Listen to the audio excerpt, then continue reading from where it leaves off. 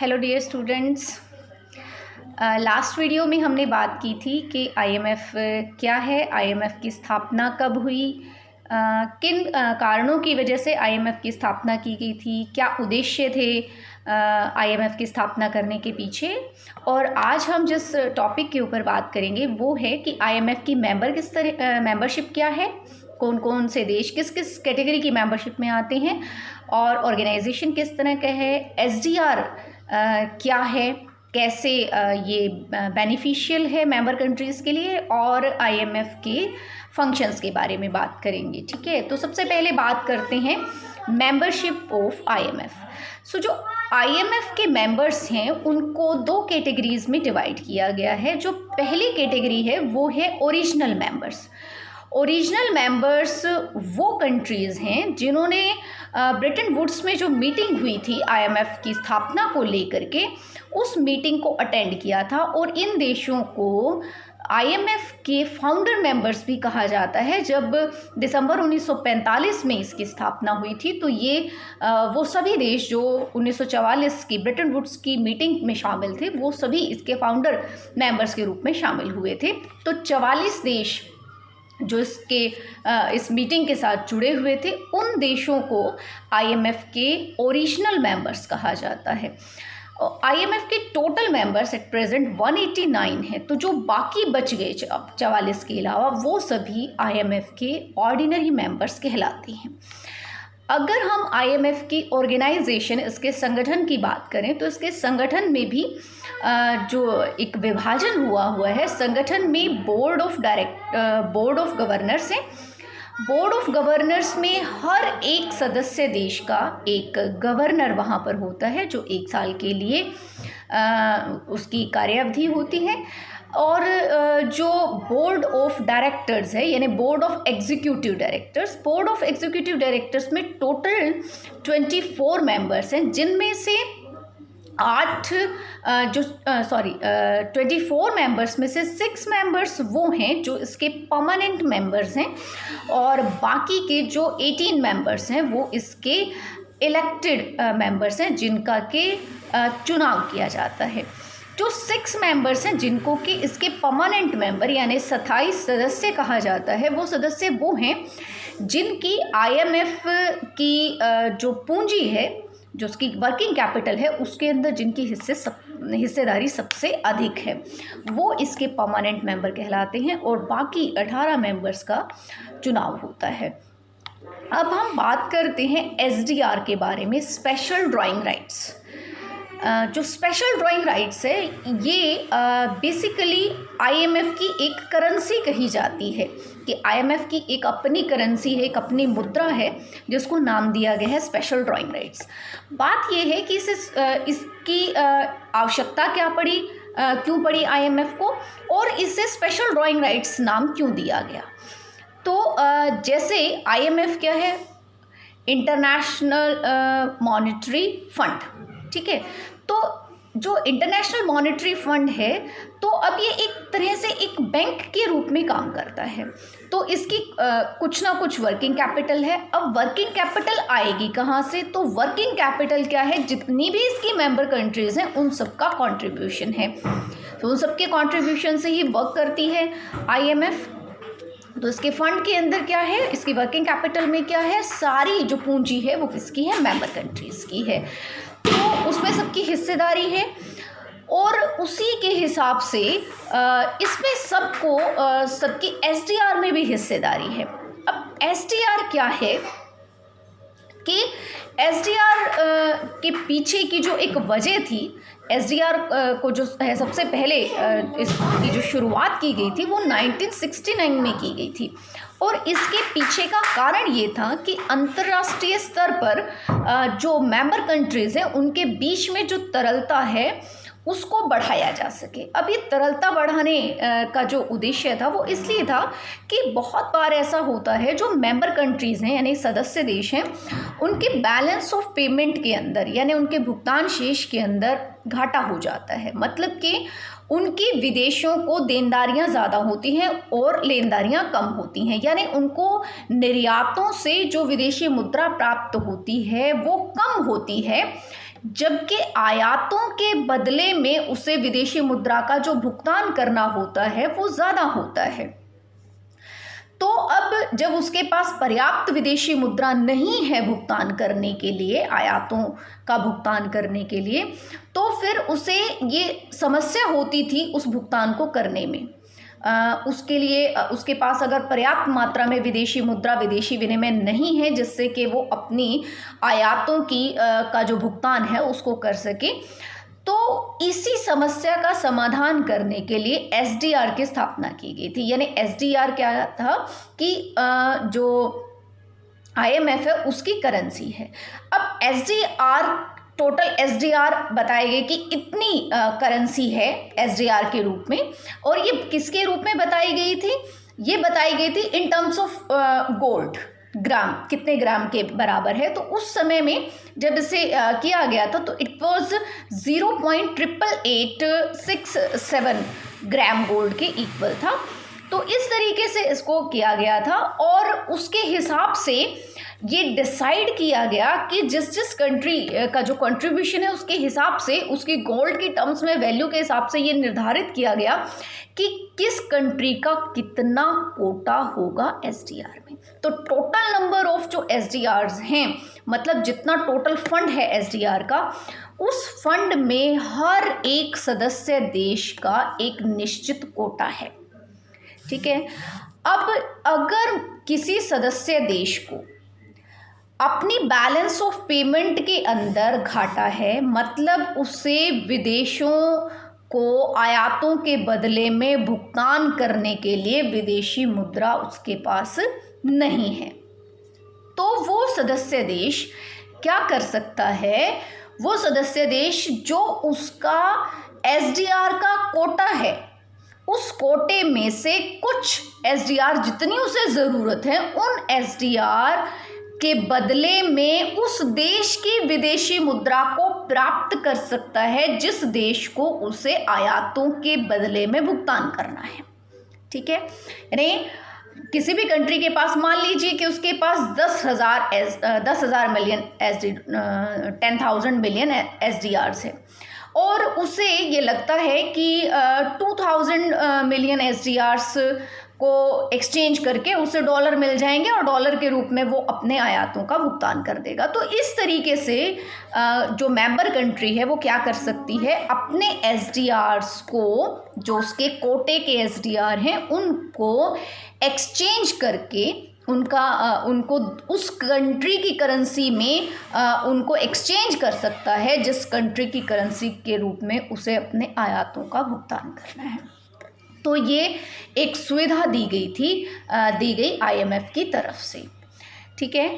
अब अगर हम इसके अंदर बात करें कि इसकी पूरी पूंजी के अंदर किस कंट्री का कितना कंट्रीब्यूशन है, तो सबसे ज़्यादा कंट्रीब्यूशन इसके अंदर है अमेरिका का। जितनी वर्किंग कैपिटल है आईएमएफ की, उसमें 16.54% किसका है?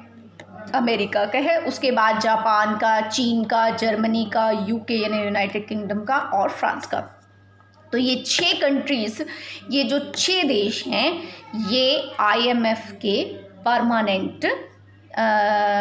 परमानेंट एग्जीक्यूटिव डायरेक्टर्स हैं। ठीक है। ये आईएमएफ के परमानेंट एग्जीक्यूटिव डायरेक्टर्स हैं। ठीक है। और इंडिया का जो नंबर है इसमें कंट्रीब्यूशन के शेयर के हिसाब से वो 8वां है, और इंडिया जितनी टोटल कैपिटल है आईएमएफ की, उसका 2.64% कंट्रीब्यूट करता है। अब इसी कंट्रीब्यूशन के आधार पर ही सभी मेंबर कंट्रीज़ का एसडीआर का कोटा भी निर्धारित किया गया है।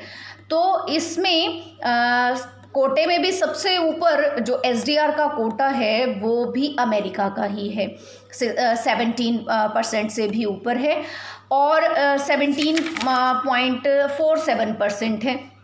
उसके बाद जापान का कोटा है और भारत का नंबर यहाँ पर भी 8वां है और जो SDR है उसमें भारत का कोटा 2.76% है, यानी टोटल जितने SDR हैं IMF के उसका 2.76% किसका है, भारत का है। एक और बात इम्पॉर्टेंट मैं आपको बताना चाहूँगी कि जो SDR है स्पेशल ड्राइंग राइट्स, इसे पेपर गोल्ड के नाम से जाना जाता है, ठीक है, पेपर गोल्ड इसे कहा जाता है। और इसे पेपर गोल्ड कहने का उस समय का जो इसके पीछे का रीज़न था वो ये था कि जिस समय IMF की स्थापना हुई उस समय गोल्ड स्टैंडर्ड जो सिस्टम था वो था हमारी वर्ल्ड इकॉनमी के अंदर, यानी कि सभी कंट्रीज़ को सभी देशों को अपनी कंट्री की जो मुद्रा जो उसकी करेंसी है उसकी वैल्यू को डिफाइन करना होता था गोल्ड के रूप में। तो हर कंट्री अपनी करेंसी की पर यूनिट यानी एक जो इकाई है करेंसी की, जैसे $1 कितने सोने के बराबर है, $1 4 ग्राम सोने के बराबर है, ऐसे अगर ये कहें कि 1 पौंड 6 ग्राम सोने के बराबर है। इस तरीके से हर कंट्री को अपनी जो करेंसी थी उसकी वैल्यू को गोल्ड की टर्म्स में बताना होता था और फिर उस गोल्ड की वैल्यू के हिसाब से ये निर्धारित होता था कि किस कंट्री की करेंसी दूसरी कंट्री की करेंसी के साथ किस रेट पर एक्सचेंज की जाएगी। तो उस समय जो IMF की जो SDR थी उसकी वैल्यू को भी गोल्ड की टर्म्स में ही डिफाइन करके और उसके बाद उसको एक्सचेंज किया गया था, इसलिए उस समय में इसको क्या कहा गया था, पेपर गोल्ड कहा गया है IMF की जो करेंसी है SDR, ठीक है। और जो भारत की जो टोटल वैल्यू है यानी कि टोटल वैल्यू कितनी है SDR की, वो है 13,114.4 मिलियन SDR, 13,114.4 मिलियन SDR, ठीक है। अब हम बात करते हैं कि जो फंक्शंस हैं वो क्या हैं IMF के, यानी कि IMF के मुख्य कार्य क्या हैं, क्या कार्य करती है। तो एक बात यहाँ पर सबसे मेन जो समझने वाली है वो ये है कि जब हमने जिन उद्देश्यों की प्राप्ति के लिए, जिन ऑब्जेक्टिव्स के लिए हमने IMF की स्थापना की गई थी, जिन उद्देश्यों को लेकर के, तो सीधी सी बात है कि उन उद्देश्यों से संबंधित ही उसके क्या होंगे, कार्य होंगे। तो सबसे पहला जो कार्य है वो है lending for meeting temporary unfavourable balance of payment position, कि अगर किसी सदस्य देश के अंदर जो उसकी बैलेंस ऑफ पेमेंट है वो उसके प्रतिकूल है, तो उस समय उसे जो असुविधा होती थी किसको लेकर के, लिक्विडिटी को लेकर के, कि उसके पास विदेशी मुद्रा नहीं होती थी अपने आयातों का भुगतान करने के लिए, तो उसमें उसको सहयोग करने के लिए इसकी स्थापना की गई थी। और इसके अंदर एक प्रोविज़न किया गया है, अगर कोई बहुत ज़्यादा लीस्ट डेवलप्ड कंट्री अगर है, यानी कि बिल्कुल अल्प विकसित देश है, और अगर उसके ऊपर जो विदेशी ऋण हैं उनका भार अगर बहुत ज़्यादा हो गया है, तो जितनी उसकी SDR वैल्यू है उसके अंदर वो उसके 435% का ऋण IMF से ले सकता है। तो यानी कि जितने भी सदस्य देश हैं उनको अगर बैलेंस ऑफ पेमेंट को लेकर के कोई प्रॉब्लम है तो उसे सॉल्व करने में हेल्प करता है IMF। The next one is sale and purchase of currency, foreign currency. जो IMF है वो विदेशी मुद्राओं की सेल परचेज करता है, वो हमने अभी बात की ही है कि SDR को वो क्या कर सकती है, मेंबर कंट्री उसे ज़रूरत है तो अपने जो उसके SDR हैं उनको एक्सचेंज करके करेंसी प्राप्त कर सकते हैं। तो IMF को ये राइट है कि वो कंट्रीज़ की करेंसीज़ को खरीद भी सकता है और बेच भी सकता है, ठीक है। तो इसके अलावा जो IMF है वो बैंक ऑफ सेंट्रल बैंक्स, यानी सभी देशों के जो केंद्रीय बैंक हैं उनके बैंक के रूप में कार्य करता है। जैसे एक देश के अंदर जितने भी व्यापारिक बैंक होते हैं उनके ऊपर बैंक मुख्य बैंक के रूप में कौन कार्य करता है, उस देश का केंद्रीय बैंक। जैसे हमारे जितने भी व्यावसायिक बैंक हैं उनका जो बैंक है वो कौन है, आरबीआई है। इसी तरह से जब सभी कंट्रीज़ के जो केंद्रीय बैंक हैं उनके बैंकों के रूप में कार्य करता है आईएमएफ। जैसे सभी बैंकों का खाता उस देश के केंद्रीय बैंक में होता है, वहाँ पर उनकी जो है कि सबका अपना अपना उसके अंदर एक शेयर होता है, उसमें कंट्रीब्यूट करना होता है, उसके अंदर रिजर्व्स होते हैं, कैश रिजर्व्स होते हैं सभी बैंकों के। इसी तरह से सभी केंद्रीय बैंकों के, क्योंकि सरकार की तरफ से जो वहाँ पर रिजर्व होते हैं, किसी भी कंट्री की तरफ से जो वहाँ रिजर्व होते हैं वो केंद्रीय बैंक के ज़रिए ही होते हैं। तो सभी देशों के केंद्रीय बैंक के जो कैश रिजर्व्स हैं वो आईएमएफ के अंदर होते हैं। The fourth one is technical assistance. जो आईएमएफ है वो अपने सदस्य देशों को तकनीकी सहायता देता है।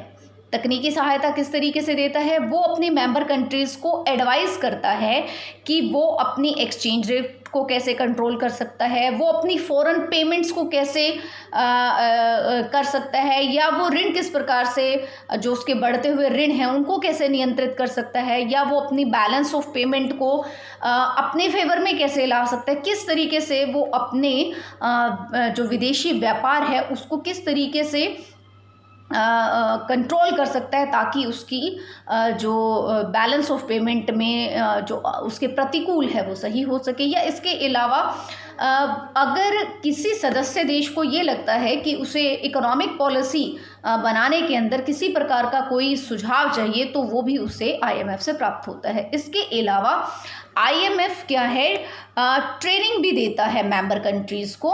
किस तरह की ट्रेनिंग देता है कि फाइनेंस से संबंधित, इसके अलावा जो भी पॉलिसीज़, ट्रेड पॉलिसी किस तरह से बनानी है, तो एक्सपर्ट्स जो हैं आईएमएफ के, वो एक्सपर्ट्स जो भी मेंबर कंट्रीज़ हैं उनके एक्सपर्ट्स को ट्रेनिंग देते हैं।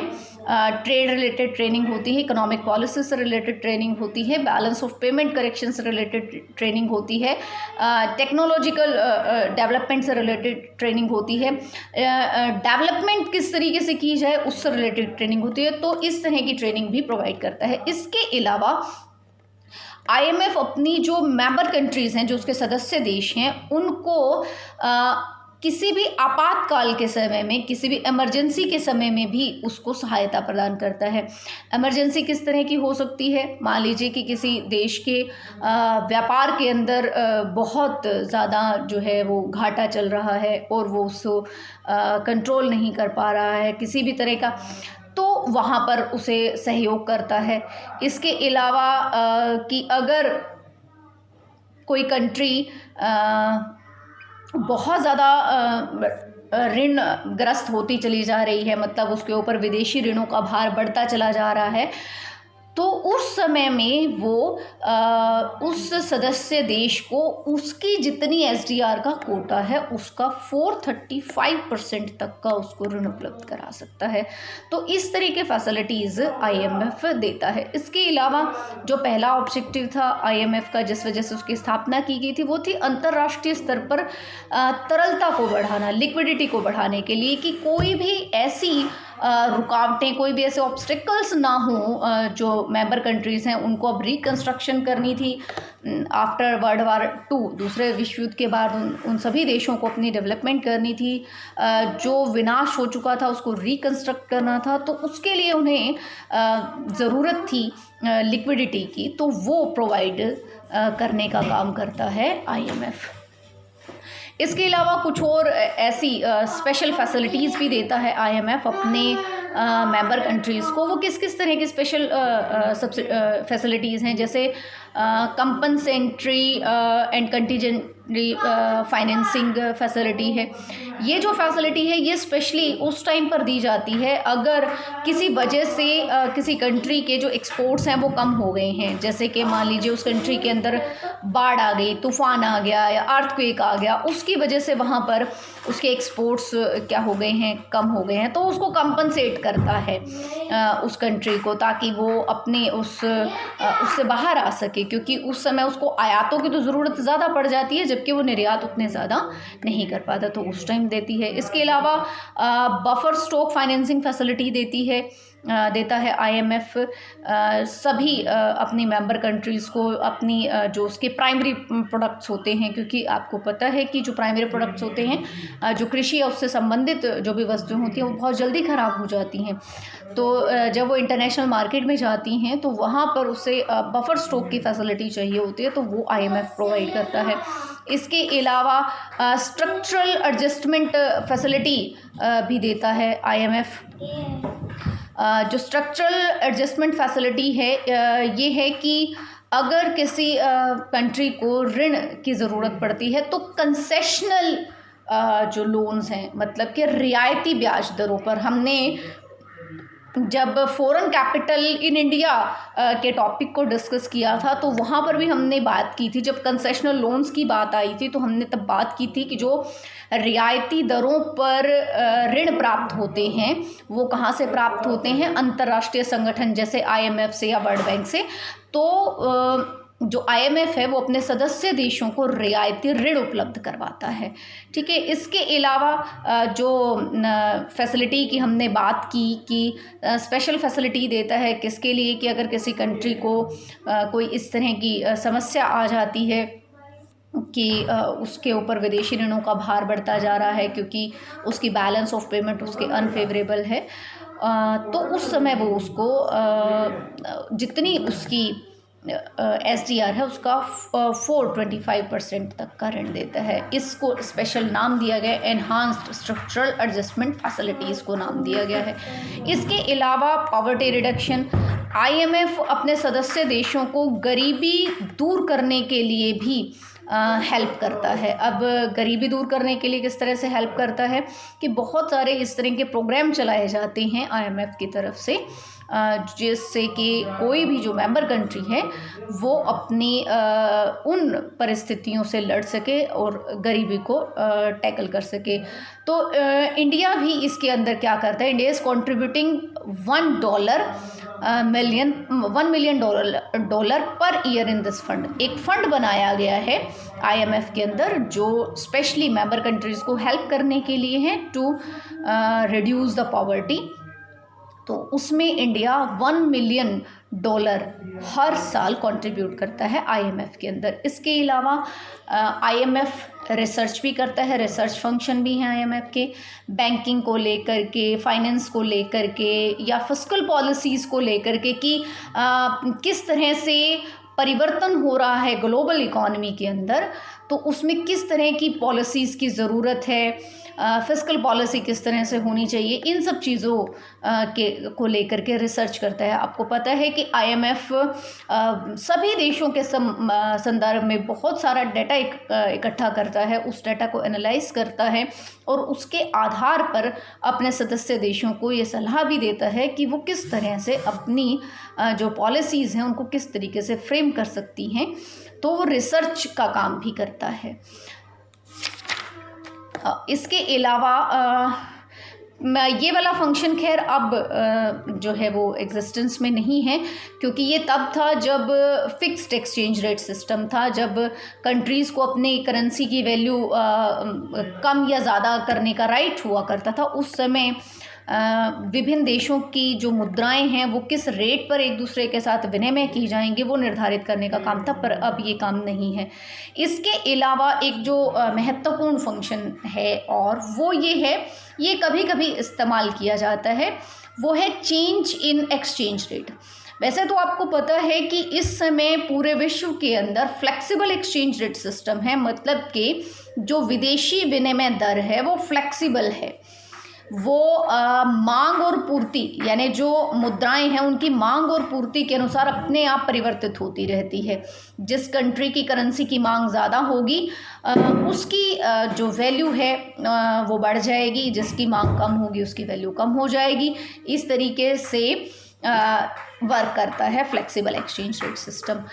पर अंडर सर्टेन सर्कमस्टांसेस, कुछ विशेष परिस्थितियों के अंदर अगर कोई कंट्री किसी इस तरह की प्रॉब्लम को फेस कर रही है मतलब फाइनेंशियल क्राइसिस हैं उस कंट्री के अंदर, या फॉरेन एक्सचेंज रेट क्राइसिस हैं, या फिर बैलेंस ऑफ पेमेंट को लेकर के क्राइसिस हैं, तो उस समय with the special permission of IMF, जो आईएमएफ की विशेष अनुमति द्वारा वो देश अपनी उस फ्लेक्सिबल एक्सचेंज रेट सिस्टम के अंदर भी परिवर्तन कर सकता है, उसको कम कर सकता है, अपनी कंट्री की करेंसी को डीवैल्यू कर सकता है। तो ये मुख्य कार्य हैं आईएमएफ के। ठीक है, thank you for this watching this video, thank you so much, that's all for this lecture, thank you, bye and take care.